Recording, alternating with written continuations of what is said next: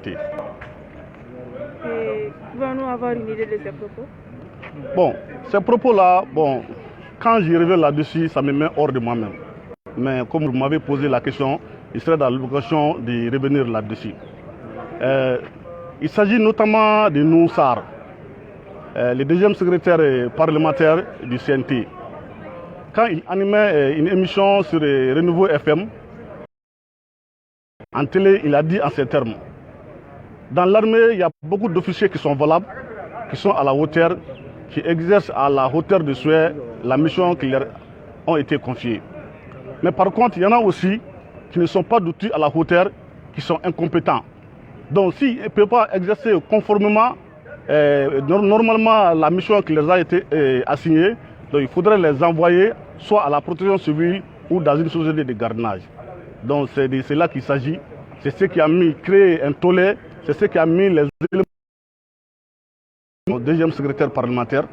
Et nous saisirons également les premiers ministres en tant que chef de gouvernement, afin que vraiment qu'ils puissent prendre toutes les dispositions contre ces genres de comportements. Parce que c'est des comportements qui démoralisent la troupe. Nous sommes dans une période où on demande la cohésion, on demande aux forces armées et de sécurité de donner les meilleurs d'eux-mêmes afin d'avoir beaucoup de résultats. Mais si c'est à ce même moment qu'un membre du CNT et de surcroît un deuxième secrétaire parlementaire se permet de parler sur ce ton en traitant un service public de dépotoir, là vraiment ça nous met hors de nous-mêmes et ça vraiment démoralise l'ensemble des éléments se trouvant dans nos rangs. Merci. Merci. On enchaîne. Anula Amanoula. Et Irakofani. Ne tɔgɔ ye lieutenant Bruno Kulubali ne section syndicale de la protection civile mu affilié le UNTM na ne au secrétaire général ye. Ayiwa an kɔni bɛ ɲɔgɔn ye la wula in na a ka bi wula in na ɲɔgɔn ye kunkun ye jumɛn? An ka bi ɲɔgɔn ye kunkun ye wula in na kumakan jugu dɔ de taara Mali institution dɔ baarakɛla dɔ fɛ n'o ye Nusar ye ka ɲɛsin protection civile cɛw ma. Protection civile bɛ sanjikɔrɔ wɔsi min na, protection civile bɛ taka pɛrɛn mun na u bɛ ka baara fɛn fɛn kɛ sanjikɔrɔ wɔsi mun na ni olu ma dɔwɛrɛ sɔrɔ k'o fɔ protection civile ma fɔ k'a fɔ ko anw kɛ ɲamanminɛ ye ko ni yɔrɔ tɔw mɔgɔ min tiɲɛna k'o ta k'o d'aw ma ou bien société de gardiennage ma a ma bɛn an ma o de kama bi an nana ka presse wele k'an ka dusumakasa yira k'a yira diɲɛmɔgɔw la ani Mali mɔgɔ bɛɛ la k'a fɔ ko tiɲɛ yɛrɛ la kuma min fɔra a tɛ bɛn an ma bi a tɛ bɛn an ma sini. Ayiwa kuma ninnu fɔlen kɔfɛ aw bɛ fɛ ka mun de kɛ sisan?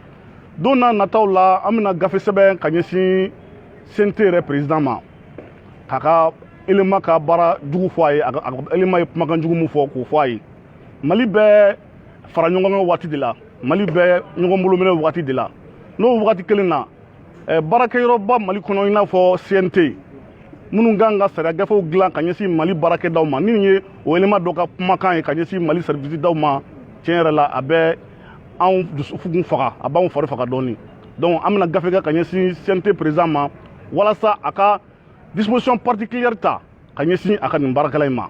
O ye fɔlɔ ye. Filanan an bɛna gafe fɛnɛ kɛ ka di premier ministre ma ale min ye gouvernement ɲɛmɔgɔ ye walasa fɛnɛ min bɛ se ka kɛ walasa ka ɲangeni ou bien walima nin ko sugu bɛ se ka dabila a ka se k'o kɛ. Donc o ye an ka baara kunfɔlɔw ye. Ni kama bɔ olu si la don n'a nataw la baara wɛrɛ bolodalen b'an bolo mais pour le moment bi an b'olu to dogow la. Voilà, balimakɛ ni nin bɛɛ kɛra ni nɔ ma bɔ ala bɛna mun wɛrɛ de kɛ nin bɛɛ kɔfɛ? Bon baara wɛrɛ bolodalen b'an bolo mais pour le moment n bɛ n de olu kan fɔlɔ. Welekan jumɛn min yɛrɛ bolo k'a lase jamana ɲɛmɔgɔw ma ani mɔgɔ minnu bɛ nin kɛwale ninnu kɛ? Welewelekan min bɛ ne bolo o ye fɔlɔ k'a fɔ ka daminɛ président de la transition na son excellence Assimi Goïta ani premier ministre n'a ka gouvernement bɛɛ ka na fɔ CNT kɔnɔ an b'u ka baara de la. Combien de temps mɔgɔ si ka baara la ni fasodenw ni Mali gouvernement yɛrɛ ka baara tɛ. Donc u k'an dɛmɛ halisa baaraminɛnw ka d'an ma k'an bila dans les plus meilleures conditions walasa an ka se ka baara kɛ halisa. U sago ye mun ye u ka se k'o sɔrɔ. Halisa anw b'an cɛsiri ni kuma in ta anw fari faga dɛ mais a y'anw dusukun a y'anw an morali bin dɔɔni mais halisa an ma to fara an ka cɛsiri kan. U ka fɛn min ye baarakɛminɛ ɲumanw ye ko in u ɲini k'o d'an ma u ka an bila condition ɲɛnamaw na walasa halisa bɛɛ jigi bɛ mun kan an ka se k'o sɔrɔ. N bɛ bɛɛ fo plus particulièrement la presse n bɛ Mali ɲɛmɔgɔw fo n bɛ protection civile ɲɛmɔgɔw fo n mais syndicat national des fonctionnaires de la protection civile ma a ɲɛmɔgɔw fo ani a militaire bɛɛ lajɛlen n bɛ section Sénégal ɲɛmɔgɔw fana bɛɛ fo ani a militaire bɛɛ lajɛlen. Merci.